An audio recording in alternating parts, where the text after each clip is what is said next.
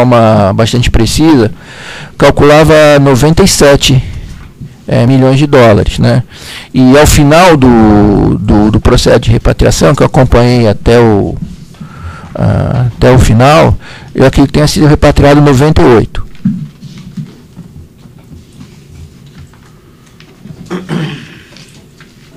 Só uma questão aqui. Tem um comprovante de depósito na conta Backspin Management, que é um depósito maior, que veio da Fed Corporation, no montante de 5 milhões, cerca de 5 milhões 887 mil dólares. Eu vou lhe mostrar aqui o documento. Se encontra nos autos. Eu conheço. Esses valores, essa conta Backspin era do senhor? Sim, essa foi aberta especificamente para receber essa transferência da FAD. E a FAD era controlada pelo senhor Mário Góes? Sim, era controlada pelo senhor Mário Góes, mas ele tinha aberto essa FAD para colocar só ativos que pertenciam a mim. Pelo menos foi a combinação com ele, foi o que ele falou. Então ele, ao longo de alguns anos, eu não sei quanto tempo exatamente, mas seguramente em torno de 2 anos, ele foi recebendo comissões que pertenceriam a mim, né? Quantias que pertenceriam a mim.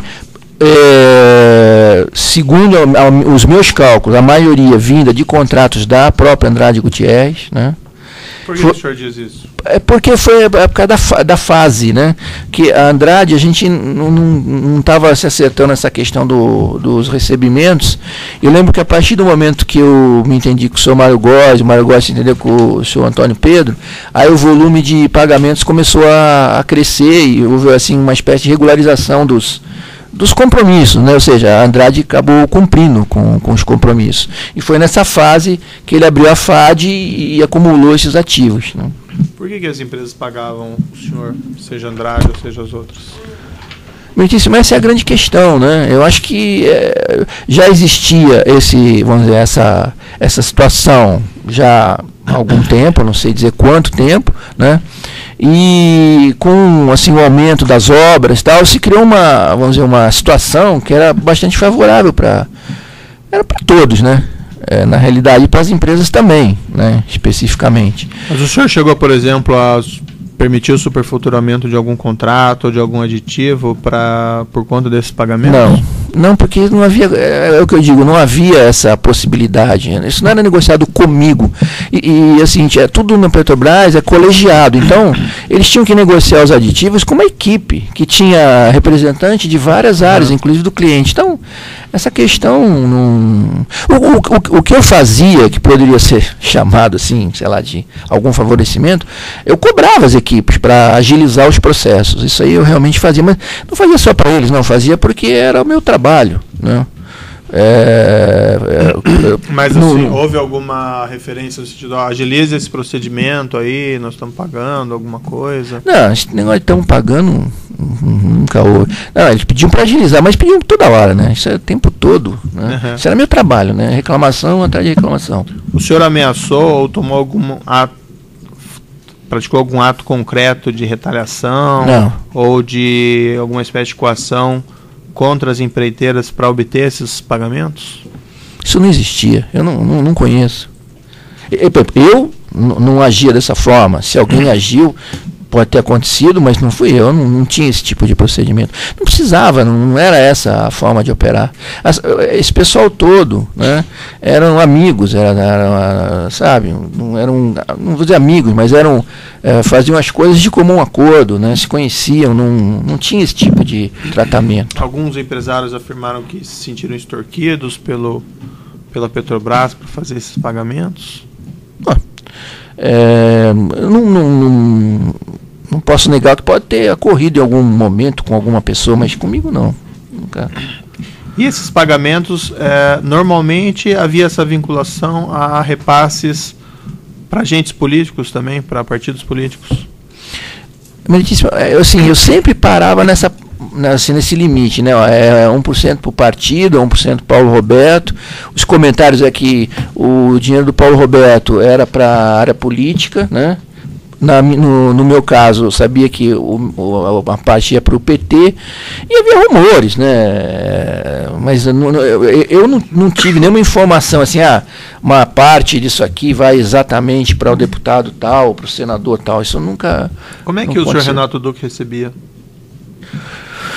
Bom, o senhor Renato Duque. Bom, eu vou falar como ele recebia a parte que eu administrava, que também tinha uma parte dele, né? Eu não sei se ele tinha outras coisas, eu não sei. Vou falar dessa parte aqui.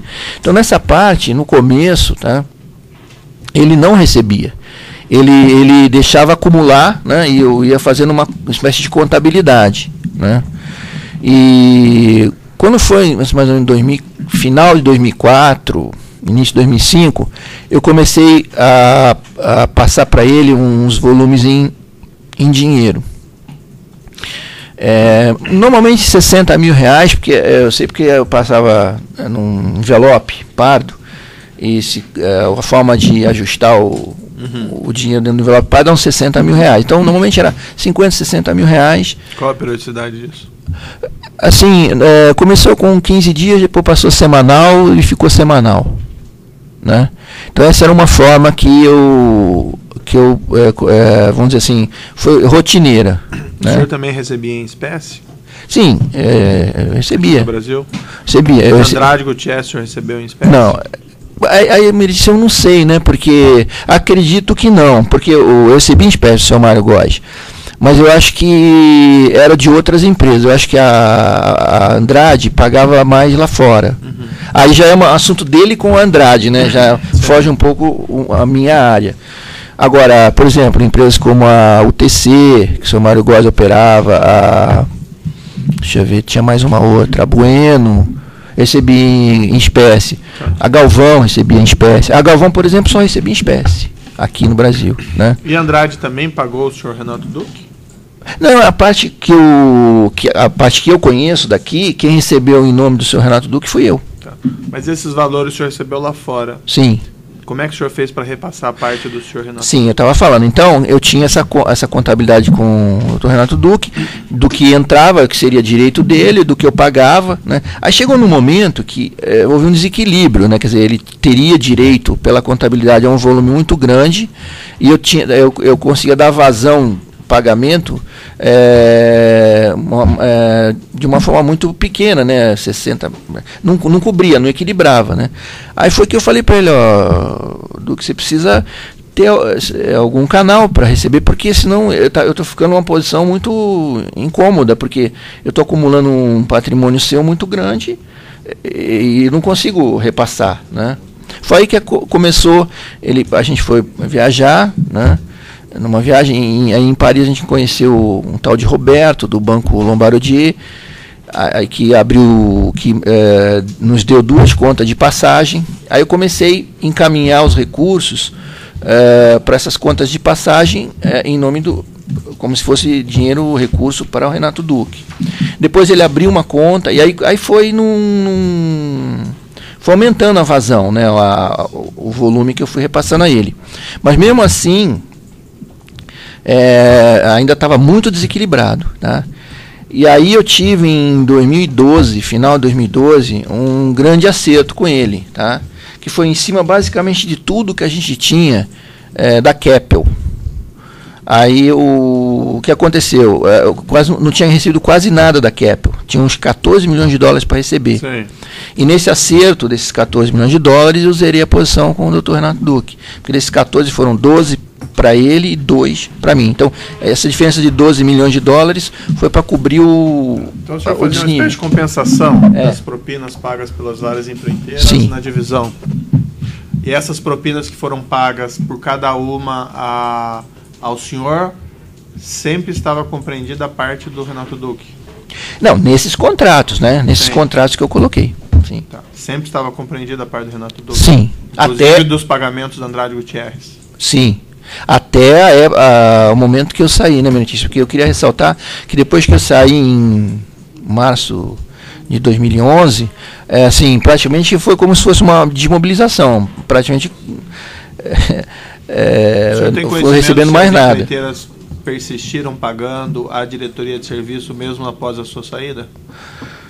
Muitíssimo, pelas notícias que eu vi que fazem com assim, o mesmo modus operandi, eu acredito que sim. Mas na época o senhor tinha esse conhecimento? É porque a gente não se desliga, né, rapidamente, né? A gente continua tendo. E depois eu passei por uma outra área também, que era de grandes obras, né? Então eu continuava com contato com os representantes e tal. Então eu acho que não mudou nada depois que eu saí, só mudaram as pessoas. Bom, eram as questões de juízo, eu passo a última questão. O senhor nunca chegou a fazer alguma transferência direta para a conta do senhor Renato Duque? Não, meritíssimo. Não, eu sempre encaminhava assim, um pagamento direto para a conta dele. Nunca houve cruzamento. Eu não tenho nenhum registro de cruzamento e não me recordo de ter dado nenhuma ordem. Para a conta dele, o senhor nunca fez? Não. E o senhor tem conhecimento se ele tinha contas mantidas no exterior? Eu tenho conhecimento, né, de uma conta que quando eu abri uma, ele abriu a outra, nós abrimos ao mesmo tempo. Que conta que é essa? Foi no Banco Cramer. Que conta dele, o senhor sabe o nome? Acho que chamava Drenos. E o senhor abriu qual conta nesse mesmo momento? Foi Natiras. Os senhores estiveram juntos na instituição lá, então? Sim. Para abrir cada uma conta? Exatamente. Bom, essas questões.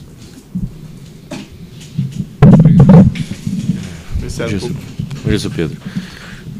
Nesse período, o senhor disse que tinha conhecimento de combinações entre empresas de alguma forma. O senhor tomou alguma atitude interna na empresa para apurar se esses conhecimentos, se esses acordos de ajuste de licitação ocorriam, para impedir que isso acontecesse? Não tomei nenhuma providência. Por que o senhor não tomou nenhuma providência? Porque não considerava isso não acreditava que eles teriam condições de, por exemplo, eu acho que eles teriam condições de manipular quem iria ganhar. Eu achava isso, né? Mas manipular o valor, né? E como eram 16 empresas... Mas com relação a quem iria ganhar? Eu não achava... tinha tanta obra... sinceramente, eu achava que eles perdiam tempo fazendo isso. Porque não interessava... Eu acho até que se eles não combinassem, eles teriam um resultado até melhor. Mas, senhor Pedro, aí eu vou até interferir, porque o senhor falou isso em outra audiência também. Numa concorrência que as participantes ajustam entre si quem vai ser o vencedor, o senhor não entende que o vencedor pode botar o preço que ele quiser dentro dos limites da Petrobras? É o que eu falei, a forma como a gente trabalhava e como a gente montava o orçamento era montado como se fosse uma empresa independente, né? Recebia todas as circulares, recebia todas as... tinha a mesma... A gente checava se a gente estava usando o mesmo esquema tributário para não haver problema. A Petrobras não admitia uma variação no preço? Cima ou para baixo? Sim, por isso que eu digo, meritíssimo, onde isso passou a incomodar, e aí eu tomei uma providência, foi no Comperj. E qual foi a providência que a gente colocou depois daquele embate, né, que foi um embate, né, por causa do preço, exatamente por causa desse problema, porque eles começaram a trabalhar no limite superior e se fecharam e a gente demorou um ano negociando, porque aquilo era prazo, né, da obra. Um ano negociando um contrato, a gente está perdendo prazo, está perdendo o negócio. O que a gente fez? A gente chegamos a fechar aqueles contratos perto do limite, na faixa de 15%, logo em seguida nós começamos a aumentar o número de empresas. Nós chegamos a ter licitações com 45 empresas. Mas não... Aí começaram a acontecer outros problemas, eu acredito até que piores do que a situação anterior. Porque a gente começou a contratar empresa que talvez não tivesse tanta capacitação, e tivemos até algumas quebras de empresa, paradas de obra, entrega de obra. Então, quer dizer, a gente ficava numa situação complicada. Mas quando as empresas apresentavam esse preço até o limite ali de 15%, 20%, era considerado aceitável pela empresa. Mas porque isso é o procedimento da empresa. Agora, isso não é que acontecia toda hora.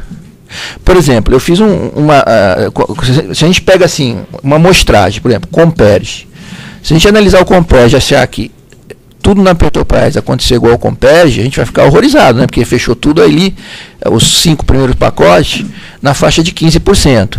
Agora, se a gente fizer uma análise de uma amostragem diferente, por exemplo, pegar a Replan, pega todos os contratos da Replan e ver onde vai fechar, dá mais ou menos 1%, se a estatística for grande, e eu já fiz esse estudo. Ou seja, a Petrobras fecha os contratos, grosso modo, mais ou menos em cima do orçamento, se a amostragem for grande. Esses contratos, especificamente esses primeiros contratos do Comperj, que foram fechados em torno de 15%, como o senhor falou. Sim. O senhor disse que em relação às próximas licitações foram chamadas mais empresas. Exatamente. Em relação a essas licitações que chegaram aos 15%, foi adotada alguma providência para verificar se havia um ajuste entre as empresas, algum procedimento administrativo, alguma apuração interna, ou se deixou passar, é passado e deixa para lá? Esse tipo de atitude do cartel, porque o cartel agora, né, tá muito claro, tá todo mundo, mas naquela época a gente não, eu pelo menos não tinha esse acesso. Não foi, administrativo não. Tá bom. O senhor conhece o senhor Lucélio? Conheço. O senhor Mário Góes? Que tipo de contato o senhor tinha com ele? Não, olha, o Lucélio, né, eu vinha a conhecer o Lucélio depois de estreitar o relacionamento com o seu Mário Góes, né? Porque ele era filho do seu Mário Góes. E no que pesa assim, o seu Mário Góes ter 4 filhos, eu conheço todos eles, né? O que trabalhava com ele era o Lucélio, né? Na Rio Marine, né? Então eu acabei tendo uma relação com o Lucélio do que com os outros filhos por causa da relação ali do trabalho ali, né? Mas assim, logo em seguida eu abri uma lavanderia, né? Eu queria enfatizar que eu que abri a lavanderia, né? E aí eu convidei o Lucélio para ser sócio, né? Tanto que a lavanderia se chama JPA, das iniciais dos fundadores. Não tem Lucélio no meio, entendeu? Se o Lucélio fosse fundador, seria JLPA, né? E em relação à atuação do Lucélio na Rio Marine, o senhor tem conhecimento se ele realmente gerenciava a empresa? O que ele fazia lá? Olha, eu na época, desde que a gente abriu a lavanderia, o Lucélio, assim, na minha avaliação, ele passava quase que integralmente na lavanderia, porque a gente só tinha problema, tinha muitos clientes novos, o mercado estava crescendo. Hã? Quando que a lavanderia foi aberta? Olha, eu acho que tem 10 anos, deixa eu ver, 2005. 5. Pelos 2006. Pelos idos de 2007, 2008, eu acho que o Lucélio atuava na Rio Marine ou não? Eu vi ele como um funcionário da Rio Marine, mas eu raramente vi ele fazer alguma coisa de Rio Marine. Tá? O senhor recebeu algum valor dele, ele entregando? Não, nunca. Conversou com ele sobre pagamento? Nunca. Com o Lucélio, não. Ele presente em reuniões onde o senhor discutiu o pagamento com o Mário Góes? Eu não me recordo. A gente procurava ser reservado para essas coisas. Né? Não, o Célio não era operador, não atuava nesse. Eu nunca vi ele fazer isso, nunca vi ele carregar dinheiro, nunca vi nada. O senhor recebeu pagamentos do Mário Góes durante um longo período, é isso? Sim. A partir de 2004, é isso que você falou? Não? Que 2005. E o senhor mantinha com o senhor Mário Góes um controle sobre quem estava pagando? A gente mantinha. Ele tinha um arquivo, eu tinha um arquivo, né? Desse nosso controle mútuo, né? E periodicamente, assim, 3 meses, 2 meses, a gente se reunia, né? Eu lembro de uma reunião no escritório dele, lembro de uma reunião na minha casa, mas assim, a grande maioria foi na casa dele. Tá. E vocês sabiam então quem estava pagando e sabiam de qual contrato aquele valor era decorrente? Sabíamos. Não era apenas o nome da empresa pagante, era o contrato X? Sabia. Ele sabia também? Sabia. Porque ele tinha... É o seguinte, ele tinha um controle... Eu nunca vi o controle dele, ele nunca viu o meu. Uhum. E ele tinha uma forma de escrever... Ele que o senhor refere é Mário Góes. Sim. E eu tinha a minha forma de escrever e de chamar as pessoas, tal, cada um tinha o seu. E a gente conferia, né? A gente passava normalmente contrato a contrato. Tá, então quando o senhor faz referência a alguns contratos da Andrade Gutierrez, o senhor sabe que houve pagamento, outros que o senhor acredita que não houve? Porque eu me lembro, Se o senhor se lembra disso aí. Tá. E esses valores no exterior, o senhor se recorda se recebeu apenas mais para o final, período de 2011, 2012, 2010, ou se sempre foi recebendo valores no exterior desde 2005? Eu acho que no exterior também, final de 2005, início de 2006. Também já recebia. Até 2010. Porque foi assim, teve um auge, assim, acho que 2008, 2009 foi um pico, né? Depois foi caindo. Eu acredito que depois que eu saí da Petrobras, eu não me recordo de ter recebido o seu Mário Góes, talvez uma vez, mas desmobilizou mesmo depois. Na Andrade Gutierrez, o senhor já mencionou que teve contato com o Antônio Pedro. Outras pessoas da Andrade Gutierrez, o senhor tinha... Paulo Dalmaso.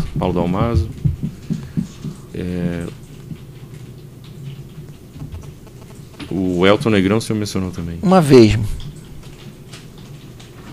Ok. Sem mais, excelência. Obrigado. Você, na acusação, tem perguntas? Os defensores. Lucélio tem, excelência. Gentileza. O senhor já esclareceu que as reuniões que se tratava dos negócios ilícitos ou as propinas com Mário Góes eram feitas de forma reservada. Isto ocorria na casa do senhor Mário Góes e na sua casa, estas reuniões? É o que eu falei, na minha casa eu lembro de uma vez. Certo. Mas uma única eu lembro.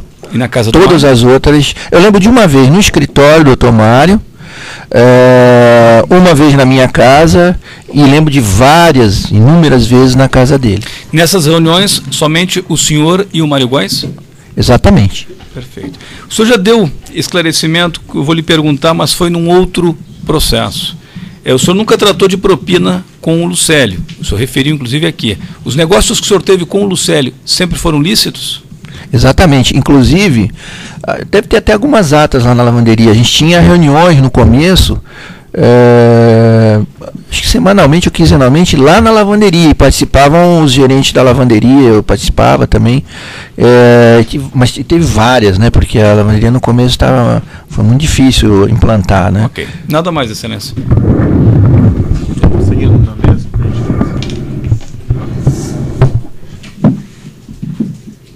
Pela defesa, boa tarde, senhor Pedro. Pela defesa de Antônio Pedro e de Paulo Dalmaso. Essa tabela que faz parte do anexo 27, que o senhor juntou depois num termo complementar, o senhor fez ela recentemente, no ano passado, quando o senhor prestou o complementar? Eu fiz a tabela durante os depoimentos do meu acordo. Sim. Acho que foi em novembro do ano passado.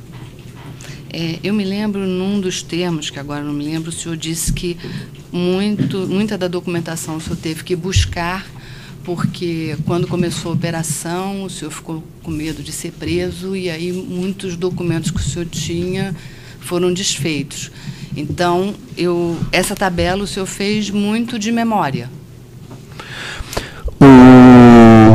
Aquele controle que eu mencionei aqui que eu tinha, por exemplo, esse com o seu Mário Góes, realmente eu destruí, porque estava ocorrendo a operação. A primeira reação foi destruir esses documentos, esses registros. Agora é o seguinte, eu tinha, quando eu saí da Petrobras, um sistema, né, que eu preparei antes de sair, com autorização da própria Petrobras, com os meus atos de gestão. Então eu tinha esse sistema, que eu entreguei para a Polícia Federal. E aí o que eu fiz? Eu peguei o sistema da Petrobras com todos os documentos de contratação, né, os documentos que eu encaminhei para a diretoria executiva para solicitar a contratação dessas obras, né, e aí fui me recordando, aqui houve, aqui não houve, aqui não houve. Ou seja, foi feito de memória, mas baseado num cronológico de documentos que eu ainda possuía, documentos oficiais. Entendi. E aí o senhor fez baseado na assinatura de contratos, em datas, né? Sim. Mas eu vejo que de todas as obras listadas pela denúncia, que o excelentíssimo juiz relatou uma por uma, o senhor só reconheceu o pagamento em 3 obras. Túnel Gasduc 3, Offsite Replan e novo CIPD da Petrobras, do Comperj. Porque, veja bem, é uma coisa de muita responsabilidade, né? O Meritíssimo falou aqui que se eu incriminar injustamente alguém, eu vou... Claro. Então, qual foi a minha orientação pessoal, né, para montar essa tabela? Eu falei assim, só vou colocar nessa tabela aquilo que eu tenho certeza absoluta. Então, o que eu botei, que houve combinação. Né, que houve combinação. E aonde eu tinha certeza que eu tinha recebido, também eu coloquei, claro. Entendeu? Então, e mesmo assim ainda pode ter alguma imperfeição de algum valor, alguma coisa, mas, então, que eu falei assim, eu acho que eu recebi em outros contratos da Andrade Gutierrez, acho que eu recebi mais, mas esses 3 eu tenho certeza absoluta. Entendi. O senhor disse também que o senhor Mário Góes era o operador junto a Andrade Gutierrez. O senhor tinha outro operador além dele? Não. Não, nenhum. Então, não, da Andrade Gutierrez, né? Não, da Andrade Gutierrez que estou me referindo. Então, todos os pagamentos que foram feitos e as conversas que eram tratadas na Andrade eram feitas pelo senhor Mário Góes. Não, o senhor Mário Góes, ele tratava dessa parte das comissões. Das comissões. Não, estou falando das comissões. Não com relação a questão lícita, técnica, digamos assim, né, de discussões sobre problemas na obra, que aí o senhor trataria com todos os diretores que estivessem na época. Mas eu estou me referindo à questão das supostas comissões ilícitas. Correto. Ele que tratava. Sim. Essa tarefa não era feita pelo senhor e por ele juntos. Ele sempre ia a Andrade, ele cobrava do representante da Andrade e ele lhe repassava na tabela que ele lhe trazia. Sim, me repassava. É o que eu falei. Eventualmente eu também falei em alguns casos assim críticos, né? Por exemplo, aquele que falou, não vamos pagar mais. Aí eu perguntei por quê. Aí eu perguntei diretamente para o representante da Andrade. E esse representante foi quem? É o que eu disse. Eu não me lembro se foi o Elton Negrão ou o próprio Antônio Pedro. Entendi. O senhor diz que em 2010 esses pagamentos foram acabando, não foi? Sim. O senhor disse também, e aí eu queria lhe perguntar, eu vi que no interrogatório da Odebrecht o senhor disse que essas comissões eram em cima dos contratos e não dos aditivos. É isso mesmo? Sim. Na tabela, eu só consegui identificar um contrato, não é da Andrade, não é acho que com a Toyo Mitsui, aonde houve pagamento efetivo em cima dos aditivos, houve um controle efetivo e um pagamento. Todos os outros, a questão do aditivo sempre ficava assim, meio nebulosa, não vai pagar, vai pagar, então... E eu lembro que o controle era feito exatamente em cima dos valores dos contratos. Né? Entendi. Não. O senhor disse também, nos outros depoimentos, e eu posso estar errado, por isso que eu estou lhe perguntando, que os pagamentos feitos lá fora, né, o senhor tinha as suas offshore, tinha os operadores, e as empresas faziam pagamento a esses operadores, e esses operadores repassavam para o senhor.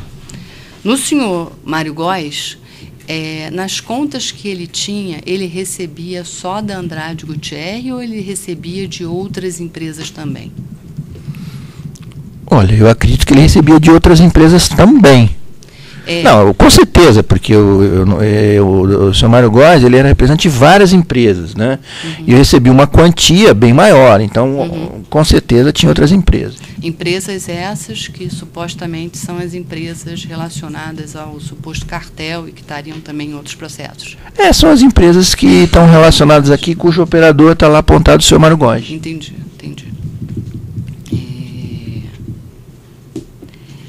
E quem tratava com os pagamentos que eram feitos, o senhor informava ao seu Mário Góes, olha, a empresa tal pagou na sua conta, ou ele lhe informava? Como era isso era feito? Não, era ele que me informava. Esse era o papel dele. Entendi. Né? Falava, não, a Andrade vai pagar não sei quanto, falou. Dava uma sinalização. Né? E quando ele me repassava da própria conta dele, Maranelli, né, que é o grande volume que eu recebi do seu Mário Góes, veio da conta Maranelli lá fora, para várias offshores minhas. Tá? Quando ele falava, isso aí era combinado, ele falava, vou fazer, a gente fechava uma conta lá, por exemplo. Tem que te dar isso da empresa A, isso da empresa B, fazia um pacotinho, né, assim, vou te pagar isso eu sei porque isso era uma sistemática que a gente adotava, em 5 parcelas de, por exemplo, 80 mil, né, uma por mês ou uma por semana. Aí ele mandava a ordem para a Maranelli e a Maranelli fazia aqueles depósitos programados.